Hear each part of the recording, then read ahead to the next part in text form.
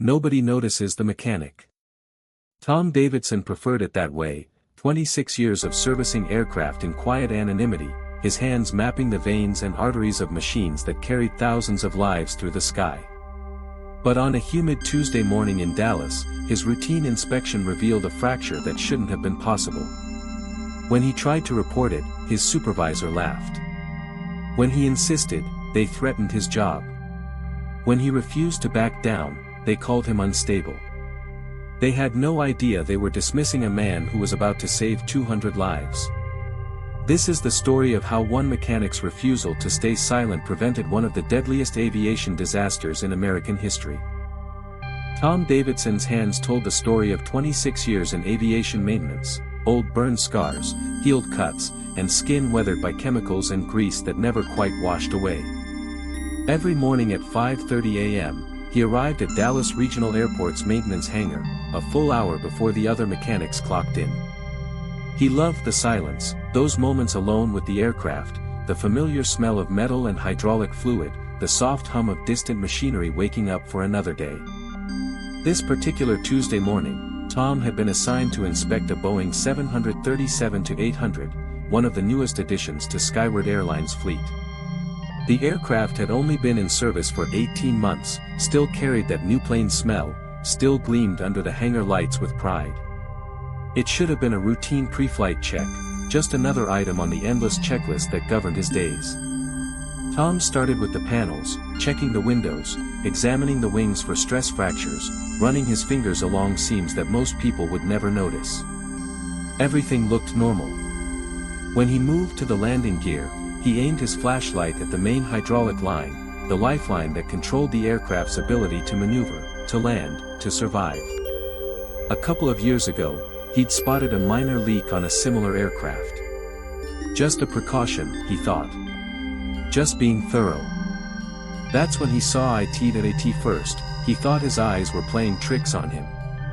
The early morning light could be deceptive, shadows could create illusions. Tom crouched lower, bringing his face close to the line, his breath fogging slightly in the cool hangar air. No, he wasn't mistaken. There was a crack in the main hydraulic line, the primary line that fed into the engine system. It was thin, maybe 2 millimeters, but it was there, clear as day, running along a seam that should have been solid, unbreakable, engineered to withstand pressures that would crush a human skull. Tom's pulse quickened. In 26 years, he had never seen this kind of damage on a new aircraft. These lines were designed to be ultra-durable, built with multiple safety redundancies, tested to failure points far beyond normal operating conditions. A crack like this didn't just randomly appear. It suggested a manufacturing defect, metal fatigue, or stress that shouldn't exist in an aircraft this young. He pulled out his phone and took photos of the damage, several angles, placing a pen next to it for scale. The crack looked small in the photos, almost insignificant. But Tom knew better. Under pressure, at altitude, with temperature fluctuations and constant vibration, a 2 mm crack could propagate. Could spread. Could fail catastrophically. He marked his checklist with a red flag and walked straight to his supervisor's office, his boots echoing in the empty corridor, his mind already running through the protocols, the chain of command, the proper procedures for reporting critical safety issues. Mike Peterson had been the maintenance supervisor for 15 years, an old mechanic himself, but one who'd shifted to the management side over the last few years. He wore button-down shirts now instead of coveralls, spent more time worrying about budget lines than maintenance hours, spoke in the language of quarterly reports rather than torque specifications. "Mike, we've got a problem with 447, Tom said, entering the office without knocking. "There's a crack in the main hydraulic line." Mike didn't even look up from his computer screen. "How big?" "Maybe 2 millimeters. But it's right there, plain as day. This shouldn't exist on a new aircraft." 2 millimeters. Mike finally glanced at Tom, his eyebrows furrowing with irritation rather than concern. "Tom, these are pressurized lines. Microcracks happen. If it's within tolerance parameters." "It's not within tolerance," Tom interrupted, his voice firm. Mike, this line could fail completely. It needs serious inspection. Mike checked the schedule on his desk monitor, his fingers dancing across the keyboard with practiced efficiency. 447s departing for Orlando at 10 a.m. Full capacity, 200 passengers. If we ground this aircraft. We need to ground it, Tom said flatly. Mike, this is a safety issue. Or it's an overly cautious mechanic issue. Mike leaned back in his chair, his eyes assessing Tom with the weariness of a manager who'd heard too many false alarms. Look, Tom, I appreciate your diligence. I really do. But we can't cancel a 200-passenger flight over a 2mm line. The company loses 50 grand for every cancellation from paranoia. This isn't paranoia. Write a report, Mike cut him off, his tone final, dismissive. We'll look at it during the next scheduled maintenance. 3 days from now. Tom stared at him in disbelief, feeling the ground shift beneath his feet. 3 days. Mike, this line could fail right now. Today. During flight. Or it might not fail at all. Look, I've known you for 26 years, Tom. You're a good mechanic. One of the best. But sometimes you see things that aren't there. Remember last year with the engine mount panic? Nothing came of it. Tom's face flushed. That incident had been different. The vibration readings had genuinely been abnormal, later traced to a faulty sensor. But this was different. This was concrete, visible damage that any trained eye could see. Mike, please, write the report, Tom. The plane flies. Tom stood there for a moment, feeling the weight of 26 years pressing down on his shoulders, the weight of every aircraft he'd serviced, every passenger he'd never met but had kept safe through diligence and care. He turned and walked out, his hands trembling slightly as he pulled the office door closed behind him. Tom wrote the report. 3 pages, single-spaced, with attached photographs, references to specification manuals, and a detailed explanation of why this crack required immediate evaluation. He uploaded it to the maintenance system, emailed a copy to Mike, and for good measure, sent a copy to the safety department. He documented everything, created a paper trail, followed every protocol he'd been taught. Then he watched as Flight 447 was prepared for departure. Catering trucks arrived, their workers loading meals and beverages with mechanical efficiency.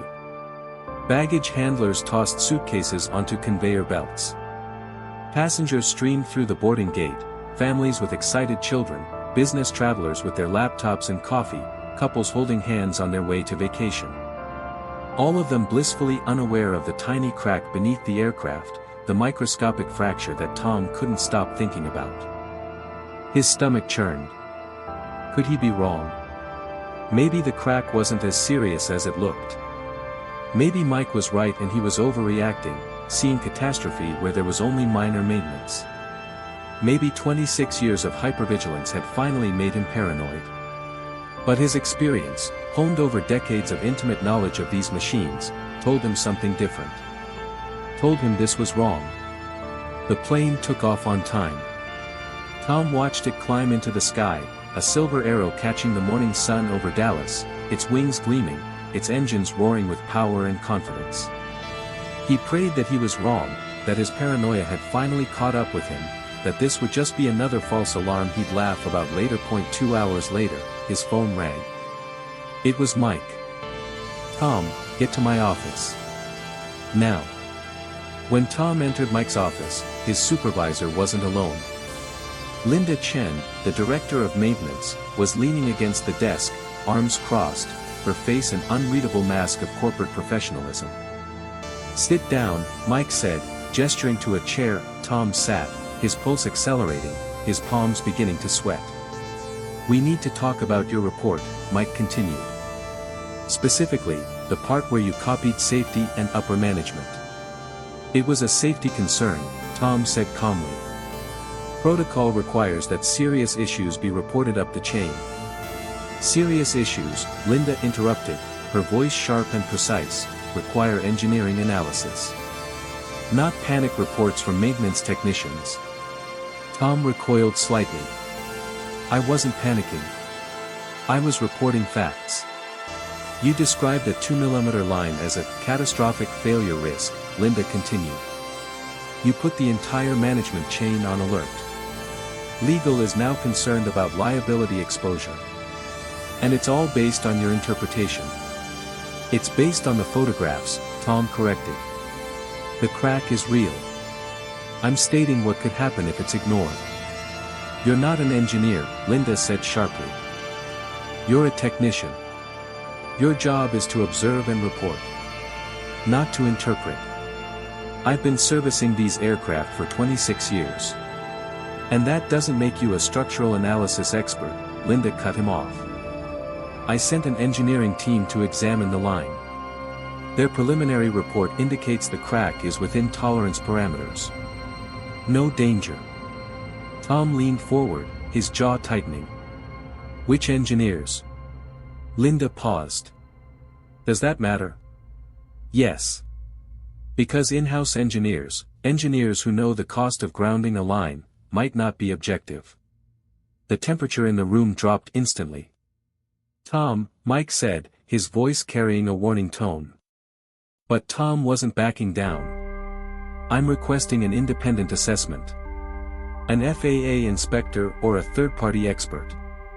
Linda stood up straight, her eyes flashing. Are you aware that you're currently impugning the integrity of Skyward Airlines? No. I'm trying to protect 200 lives. You're trying to ground a flight based on paranoia, Linda shot back. Tom, this isn't the first time you've done something like this. Your file shows a pattern of exaggerated concerns. That's not true. Last year's engine mount, Linda counted off. 2 years ago, the avionics panel. 3 years ago, the wing component. Every time, you were crying the sky is falling, and every time, you were wrong. Tom's jaw clenched. Those incidents had been different, legitimate concerns that were later explained away. But framing them this way, as if he had some habitual problem, was a dishonest characterization. This is different, Tom said quietly. Is it? Linda asked. Or is this your last incident, Tom? Because let me be clear, the company doesn't appreciate employees who smear the airline and create unnecessary panic. The threat hung in the air, unspoken but crystal clear. Go home, Tom, Mike finally said. Take the day off. We'll talk tomorrow. Tom stood up, his legs feeling stiff, his body heavy with frustration and helplessness. What about 447? 447 is fine, Linda said definitively. And just to ease your mind, the flight landed safely in Orlando. No problems whatsoever. Tom nodded and walked out of the office, his footsteps echoing in the corridor. But he wasn't eased. Because hydraulic line failures didn't happen instantly. They happened under pressure, under heat, under vibration, factors that compounded over time, with each cycle, with each flight. 447 might have made it to Orlando today. But what about the return flight? That night, Tom couldn't sleep. At 2 a.m., he got up and sat at his kitchen table, opening his laptop in the dim light. He started researching Boeing 737-800 hydraulic systems, reading failure reports, accident investigations, maintenance bulletins. His eyes burned from the screen glare, but he kept searching, kept digging, looking for anything that might validate his concerns or prove him wrong. At 4 a.m., he found it, an incident report from 3 years ago in Europe. A 737-800 of similar age had experienced a main hydraulic line failure during landing approach. The investigation had revealed an undetected manufacturing defect, a microcrack in a line that had eventually propagated under pressure cycles. The aircraft had landed using emergency procedures, passengers unharmed, but it had been close. Very close. The photographs in the incident report made Tom's chest tighten. The crack was in the same location. Almost identical pattern. The same type of stress fracture that shouldn't exist but somehow did. He took screenshots, printed the report, and waited for morning, his coffee growing cold as he stared at the evidence on his kitchen table. At 6 a.m., he called Mike. "Tom, it's 6 in the morning. Mike, listen. I found an incident from 3 years ago in Brussels where a similar line failed. It led to catastrophic failure. The investigation linked it to a manufacturing defect. The crack on 447 matches. Silence on the line. Then Mike sighed, a sound of deep exhaustion and irritation. Tom, this is what you do. You become the paranoid technician who researches old incidents and tries to find patterns. This isn't paranoia. Yes, it is. And let me be frank, Linda wants to take you to disciplinary action. Yesterday you insulted management's integrity. I'm trying to stop a plane from crashing. A plane is not going to crash. Mike snapped back. Tom, listen to yourself. The engineers evaluated the line. It's safe. You need to let go of these catastrophe scenarios you build in your head. Tom took a breath, trying to keep his voice steady. Give me a third-party review. If I'm wrong, I'll apologize to everyone. But if I'm right, you're not right. And you're about to lose your job. Tom, my advice, drop this. Now. The line went dead. Tom stared at his phone, desperation rising in his chest. Nobody was listening. Nobody cared. If he was wrong, he'd look like a fool and probably lose his job. If he was right, and he did nothing, 200 people could die. He made his decision. Tom arrived at Dallas Regional Airport at 8:30 a.m. His shift wasn't supposed to start until 9, but he didn't go through the hangar. He went straight to the passenger terminal, his heart pounding, his hands sweating, his mind crystal clear about what he was about to do. Flight 447 was returning from Orlando, scheduled to arrive at 10:15. Then it would do a quick turnaround and depart again for Orlando at 1 p.m. with a new set of passengers. Another 200 lives. Another roll of the dice with that cracked hydraulic line. Tom went to the arrival gate and waited. Passengers began deplaning at 10:20, tired business travelers, families with children, all of them safe. 447 had made it through another flight cycle. But the return flight? Could the hydraulic line withstand another pressure cycle, another temperature shift, another round of vibrations at 35,000 feet? Tom walked to the departure gate where new passengers were already checking in, another group, 200 more lives, all unaware of the crack beneath the aircraft they were about to board. He did what he had to do. He walked up to the gate. "Ma'am, I need you to hold this aircraft," he said to the gate agent at the podium. The woman looked at him. "Who are you?" "Tom Davidson, maintenance. This plane needs to be grounded." The woman's eyes widened. "What? Why?" "There's a critical safety issue. This aircraft cannot fly." The boarding area went quiet. Passengers turned, their faces showing curiosity, then concern. The gate agent grabbed her radio. "Security, please come to gate 18. Tom stood his ground, his heart hammering. Within minutes, 2 security guards arrived, followed quickly by Mike and Linda, both looking furious and panicked. "Tom, what the hell are you doing?" Mike hissed, trying to pull him away from the gate. "This aircraft cannot fly," Tom said loudly enough for nearby passengers to hear. "There's a critical failure in the main hydraulic line. I will not risk 200 lives because management refuses to listen." Linda stepped forward, her face red with fury. "Mr. Davidson is one of our employees, but he's not an authorized representative. He's experiencing a mental health episode." "I'm not having a mental health episode," Tom said sharply. "And if this plane flies and something happens, you're all responsible." The passengers in the boarding area were now fully alarmed. Mothers picked up children. Men pulled out phones to record. Panic spread like wildfire through the crowd, whispered conversations turning to worried shouts. "Security, remove him," Linda ordered. The security guards approached Tom. He considered resisting, making a scene. But he knew that would only make things worse.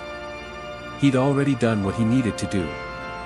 He went with them quietly, but turned back to call out to the passengers one last time. "Don't get on that plane." Tom was taken to a security office outside the terminal. There he sat in unofficial custody, waiting to be processed, his mind racing through the consequences of his decision. He'd lose his job. He'd probably be arrested, false threat, public panic, who knows what else they'd charge him with. But he'd do it again.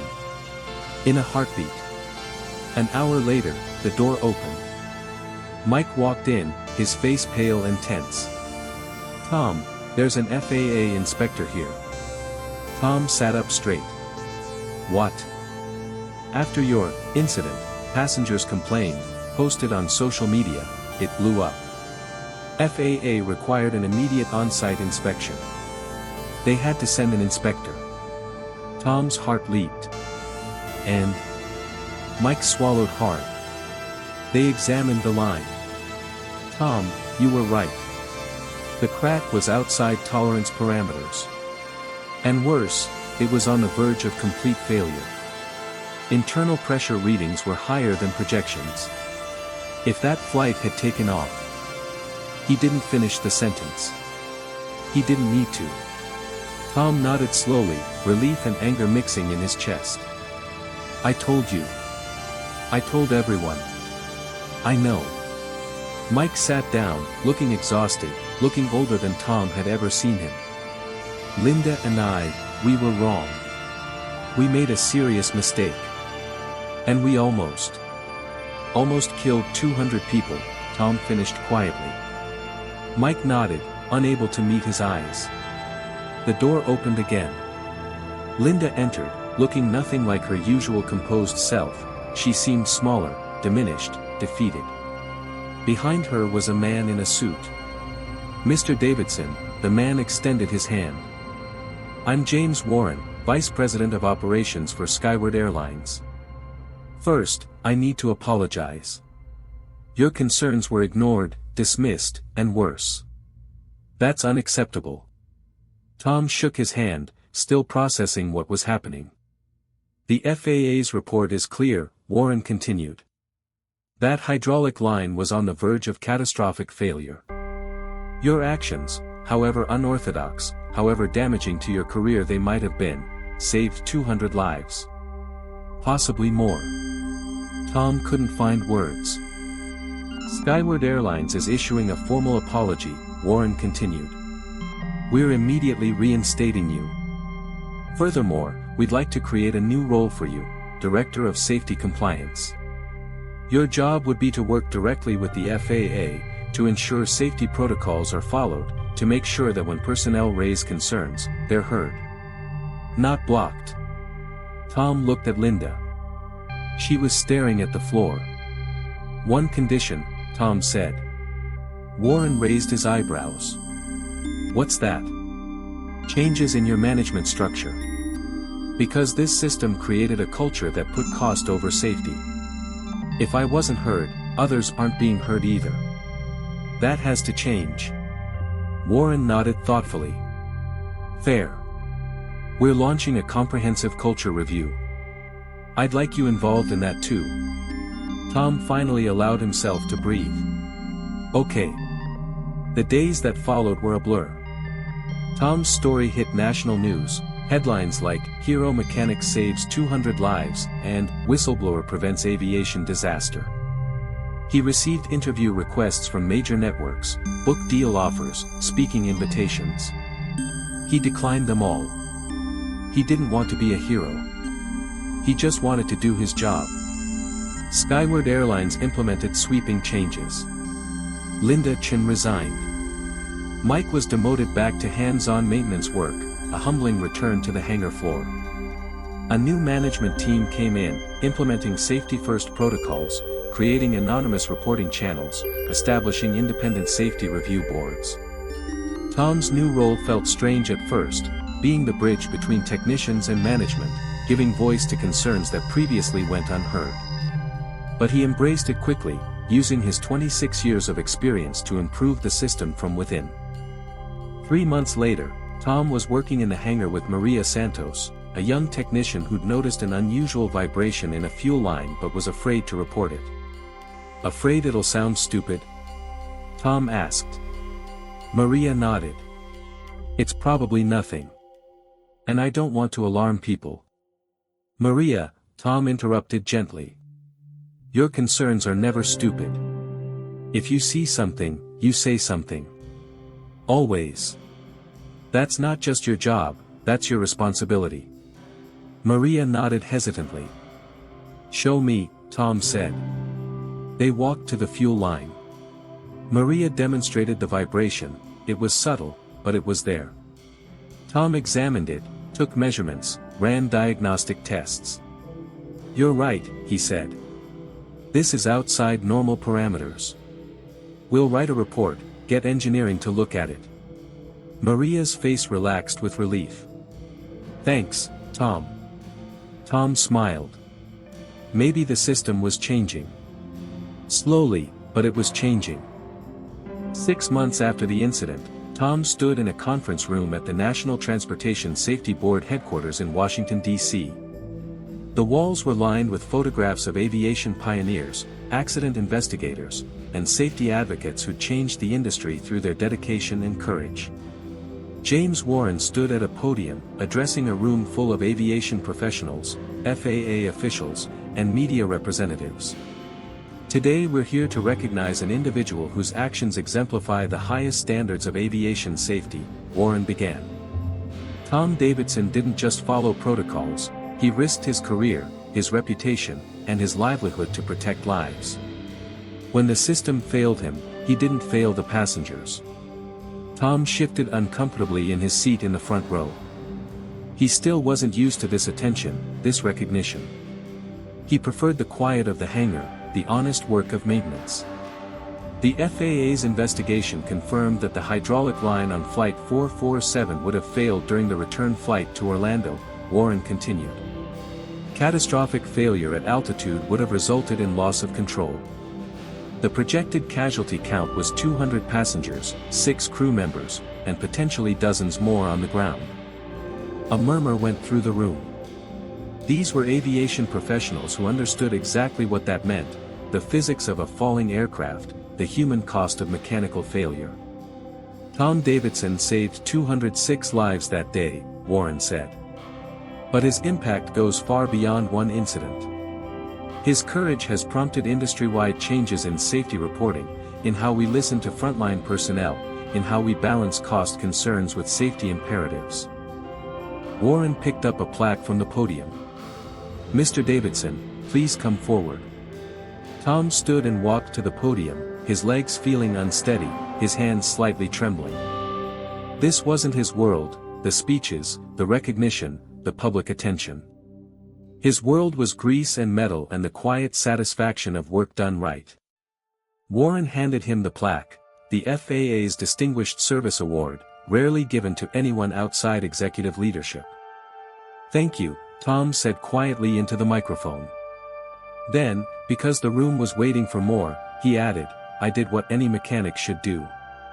I saw something wrong, and I reported it. The real problem was that the system didn't want to hear it. That's what we need to fix, not celebrating the people who speak up, but making sure they don't have to risk everything to be heard." The room erupted in applause. Not polite ceremony clapping, but genuine, sustained recognition from people who understood the courage it took to stand alone against institutional pressure. After the ceremony, Tom found himself surrounded by young aviation professionals, maintenance technicians, and safety inspectors who wanted to shake his hand, to tell him their own stories of concerns dismissed, of voices ignored. "You made it possible for people like me to speak up," one young woman told him, tears in her eyes. "I reported a safety issue last month, and for the first time, management actually listened. Because of you." Tom felt something shift in his chest, not pride exactly, but a sense of purpose beyond his own career, beyond his own concerns. A year after the incident, Tom stood in the Dallas Regional Airport maintenance hangar at sunset, golden light streaming through the high windows, illuminating dust motes and the massive shapes of aircraft in various stages of service. He thought about his first day here, 27 years ago now, young, eager, in awe of these machines that defied gravity and carried humanity across the sky. He'd never lost that sense of awe. But he'd gained something else, respect. Not just from management, but from the technicians, from the pilots, from anyone who understood that every voice matters, that safety cannot be compromised, that sometimes the quietest people carry the most important messages. His phone buzzed with a text from Maria Santos. "Tom, just caught a potential fuel system issue on the new 787. Reported it immediately. Engineering's looking at it now. Thanks for teaching me to trust my instincts." Tom smiled. That was the real legacy, not the award, not the news stories, but the culture change. The shift from fear to empowerment, from silence to advocacy.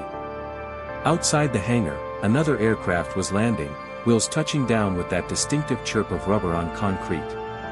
Inside were 200 more passengers returning safely home, none of them knowing Tom Davidson's name, none of them aware of how one man's refusal to stay silent had changed their industry forever. And that was exactly how Tom preferred it. Because real heroism isn't about noise and applause and recognition.